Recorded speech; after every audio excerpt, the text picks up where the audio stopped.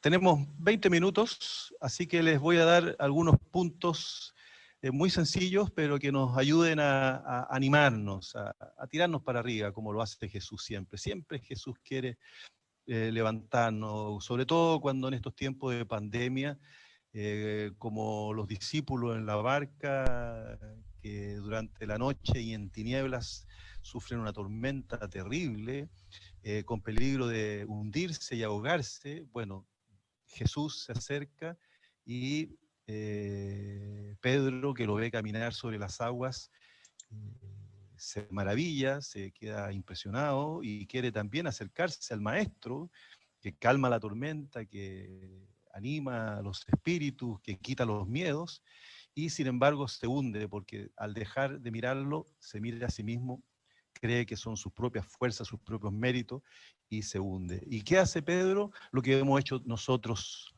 en este tiempo de pandemia, no solamente sanitaria, sino que social, también moral.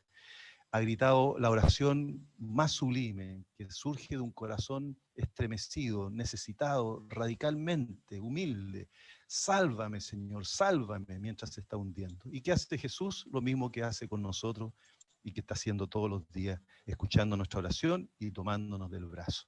Nos levanta, hombre de poca fe, yo soy, no tengan miedo. En este contexto, entonces, para animarlos en la gracia de Dios y con la fuerza del Espíritu de Cristo resucitado, les quiero dar algunos puntos. El primero, primera buena noticia para los maestros, para los educadores y educadoras. La primera buena noticia que nos da la vida de Jesús y su vocación y misión de maestro es que tuvo muchos fracasos, sobre todo con sus discípulos. Usted me dirá, ¿por qué es una buena noticia? Bueno, porque el educador, el padre de familia, el evangelizador, también tenemos esa experiencia que a veces nos puede no solamente desanimar, sino que destruir. Mira la metida de pata que hice, mira cómo me resultó mal esto, mira, tantas veces le he explicado a mis hijos, a los alumnos, a la comunidad educativa, y no me resultó. Entonces, la buena noticia es que Jesús vivió esa misma experiencia. Precisamente cuando nosotros estamos padeciendo con dolor, con amargura, situaciones de fracaso, Jesús nos dice, no tengas miedo, ánimo, yo también sufrí fracaso. Y le voy a decir más todavía. Desde el punto de vista de la vida terrenal de Jesucristo, el Verbo de Dios hecho carne, finalmente es un fracaso la formación que dio a sus apóstoles. Uno lo traicionó, el otro lo negó, los demás lo abandonaron. Entonces, el Señor vivió no solamente durante su vida, sino que muriendo en la cruz por nosotros, sufriendo su pasión cruenta y muriendo por amor a nosotros. Ahí está Jesús, ahí lo encontramos. Ahí cuando uno dice, Señor, yo ya no puedo más. Yo ya no sé qué hacer. Estoy tan sorprendido de que di todo y no me resultó. Ahí está Jesús. Segundo, ¿cuál es la segunda buena noticia? Que Jesús tuvo paciencia, una paciencia que la llevó al extremo de su amor, que es la pasión en la cruz. Jesús tuvo paciencia por sus discípulos. Y miren esto, sabiendo Jesús que sus seguidores lo traicionaron, lo negaron y lo abandonaron, Jesús sube a la cruz y entrega la vida por ellos y por todos nosotros, derramando su misericordia, implorando el perdón para nosotros. Padre, perdónalos porque no saben lo que hacen. Y en el sacrificio de Cristo en la cruz surge el poder de la vida nueva, de la conversión, del tránsito de la soberbia a la humildad que van a recibir los apóstoles. Jesús perfectamente puede haber dicho, yo repruebo a estos alumnos, yo los echo a estos alumnos, no sirven para nada estos alumnos. Sin embargo, el Señor, al dar la vida por ellos, Él vuelve a tomar la iniciativa, se encuentra con Pedro, y Pedro debe haber estado muy sorprendido, no haber sido capaz de mirarle a los ojos a Jesús, y escucha de su maestro decirle: Pedro, ¿me amas? Un silencio. Sí, Señor, tú sabes que te quiero. Apacienta, le dice Jesús, mis ovejas, mi rebaño. Entonces, ¿cuál es la buena noticia? El seguimiento es posible aunque fracasemos. Nosotros no trabajamos para la gratificación humana, no trabajamos para el aplauso fácil, para el éxito de la farándula. Nosotros trabajamos para la mayor gloria de Dios. ¿Y en qué consiste la mayor gloria de Dios? En que el niño viva, en que el joven, adolescente, adulto, reciba la vida de Dios. Tercer elemento. Entonces, ¿qué enseña y qué testimonia Jesús? Jesús enseña la cruz. Toda la misión de Jesús es hacerles entender que es necesario morir al hombre viejo y nacer al hombre nuevo. Es necesario acompañar a Cristo en la cruz. Se lo va a decir varias veces a los discípulos. Aquí hay otros ejemplos de fracasos de Cristo, ¿no? Cuando el Señor está hablando de que el servicio del apóstol es humilde, sin soberbia, sin buscar la fama, la riqueza. ¿Ah? La mamá de dos de ellos, de Santiago y Juan, y justo además cuando Jesucristo estaba anunciando que es necesario que el Hijo del Hombre tenga que padecer y morir en la cruz y resucitar al tercer día, acaba de decir eso Jesús, y la mamá le dice: Señor, yo quiero que mi hijo, mis dos hijos, estén sentados ahí en tu trono, uno a la izquierda y otro a la derecha. ¿Y qué produjo eso? Una crisis total en el colegio apostólico. Todos se indignaron. Algo parecido uno le viene a la memoria cuando Pedro le pregunta al maestro: ¿cuántas veces tengo que perdonar a mi hermano? Se está refiriendo a los apóstoles. 7 veces, y Jesús le dice 70 veces 7. 70 veces 7. El mismo Pedro, después de la transfiguración, cuando Jesús muestra su gloria, la Santísima Trinidad, se escucha a Dios Padre decir: este es mi Hijo muy amado, escúchenlo, y brilla una gran luz, el Espíritu Santo, para animarlos a vivir algo que es durísimo, que es la pasión, la muerte de Cristo en la cruz.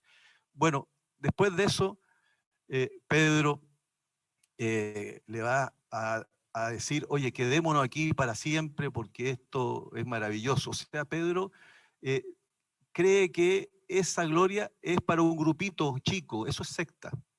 Y Jesús lo va a educar y dice: no, Señor, vamos a Jerusalén, vamos a morir a la cruz. El mismo Pedro, mi pobre tocayo, y me interpreta plenamente, cuando Jesús les pregunta: oye, ¿qué dice la gente que soy yo? Y le empiezan a responder. Y después Jesús, muy educador, dice: a ver, pero apelando a la responsabilidad personal, a la decisión libre de cada uno de ustedes, a su opción creyente. ¿Y ustedes quién dicen que soy yo? Y Pedro se adelanta y le dice: tú eres el Mesías, el Hijo del Dios vivo. Y el Señor le dice una bienaventuranza: bienaventurado tú, porque esto no te lo ha revelado la carne, sino mi Padre que está en el cielo. Y Jesús ahí mismo dice: es necesario que el Hijo del Hombre tenga que morir en la cruz y resucitar el tercer día. Y Pedro mete la pata, pero con entusiasmo. No lo vamos a permitir, dice. No lo vamos a permitir. ¿Y qué hace Jesús? Apártate de mí, Satanás. Le pega una buena retada. Si me hubiera pegado esa retada a Jesús, yo habría quedado deprimido, pero mucho tiempo. Pero Jesús inmediatamente me habría tomado y me habría explicado de que Él lo hace para liberarme de la esclavitud, del pecado que me impide pasar del egoísmo a la generosidad, de la muerte a la vida, del hombre viejo al hombre nuevo, del individualismo atroz, de la absoluta primacía del bien particular, a la entrega generosa y el compromiso por el bien común. Ese tránsito que se llama Pascua, el paso de Dios por nuestra vida, que para ustedes es lo más importante en la formación de los niños. Por lo tanto, cargar la cruz. Cuarto elemento, Jesús ciertamente se reconoce maestro. Y les voy a leer en Juan 13:15, cómo el Señor lo dice expresamente en el contexto de la última cena y después de haberle explicado en qué consiste el amor a Dios por sobre todas las cosas y al prójimo.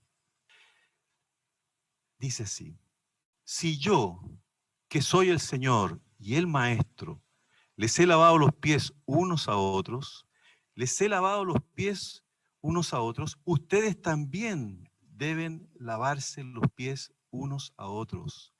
Les he dado el ejemplo para que hagan lo mismo que yo hice con ustedes. Jesús es un maestro humilde que se arrodilla a los pies, no tiene vergüenza, no anda pensando en el poder, no anda pensando ni teniendo miedo de que se le va a quitar autoridad, no se preocupa del que dirán, que lo agredan, de hecho lo van a matar.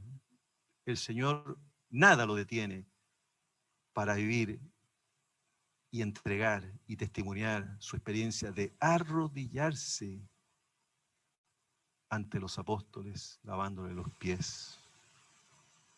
Lávense los pies unos a otros como yo se los he lavado. Para un maestro, la humildad, el despojarse de todo afán de honor, de apropiarse del poder, de creer que mientras más duro soy, más déspota, más eficaz, el que no lo deja que lo toque nadie, que nadie hable con él. Jesús saca eso, elimina eso totalmente. Jesús no es un emperador, Jesús es un esclavo servidor.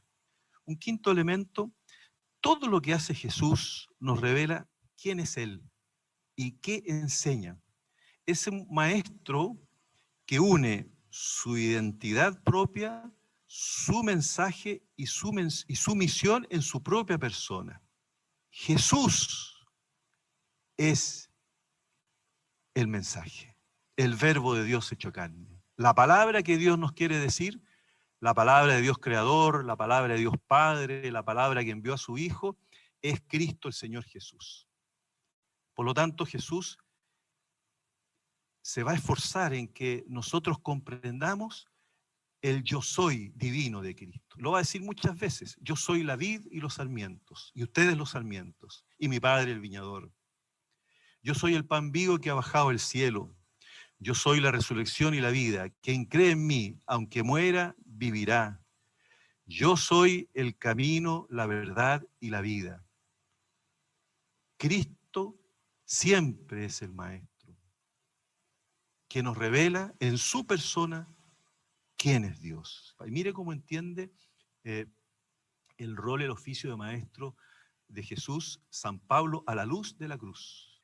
Si algo puede una exhortación en nombre de Cristo, si algo vale el consuelo afectuoso, o la comunión en el Espíritu, o la ternura, el cariño, les pido que hagan perfecta mi alegría, permaneciendo bien unidos, lo dice San Pablo en la carta a los Filipenses.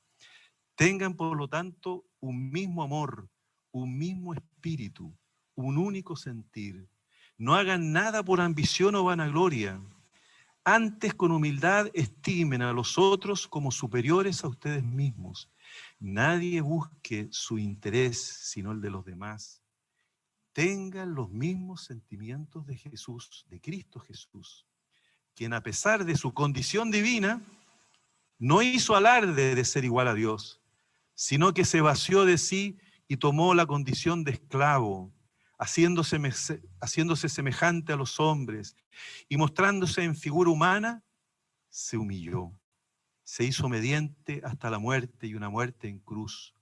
Por eso Dios lo exaltó y le concedió un nombre superior a todo nombre, para que ante el nombre de Jesús toda rodilla se doble en el cielo, la tierra y el abismo. Sexto punto. Por eso Jesús no tiene alumnos, sino seguidores, discípulos, porque involucra y transforma integralmente la vida de la persona. Aprender de Jesús exige un sí total, dinámico, progresivo, vital, que toca todas las dimensiones humanas, vocacionales y sociales de la persona. Mientras más conocemos a Jesús, más conocemos a Dios, más conocemos a los alumnos y a todas las personas de la comunidad educativa, más me conozco a mí mismo, más conozco la realidad y el contexto histórico, la coyuntura en la que me encuentro. Séptimo, Jesús es maestro humilde desde el nacimiento, en su vida anónima, necesitado de los 12 discípulos y de la iglesia, su cuerpo. Hace siempre la voluntad de Dios y nos participa de la responsabilidad de su propia misión. Desde el inicio de su ministerio elige a sus colaboradores y sucesores. Jesús, desde el primer momento, desde el primer día de su ministerio público, ya se preocupa de preparar y formar a sus sucesores después de su partida. No se mira a sí mismo, mira la voluntad de Dios y mira el bien de la humanidad, quienes a través de la iglesia, humilde, pecadora y sencilla, santa, inmaculada, porque es el cuerpo de Cristo, nosotros los pecadores, el Señor prepara a sus sucesores desde el primer momento. Eso es bien interesante, que cuando uno asume un rol directivo, inmediatamente tiene que pensar en cómo se preparan, cómo darle espacio, cómo formar, cómo habilitar, cómo dar confianza, cómo ayudar a que muchas más personas vayan integrándose, vayan participando de manera corresponsable, sean protagonistas del proceso del diseño del plan educativo y de llevarlo a cabo. De tal modo que cuando me voy, es fácil buscar al sucesor. Octavo, entonces, ¿cuáles son las alegrías de Jesús? Las alegrías del educador, las alegrías del maestro.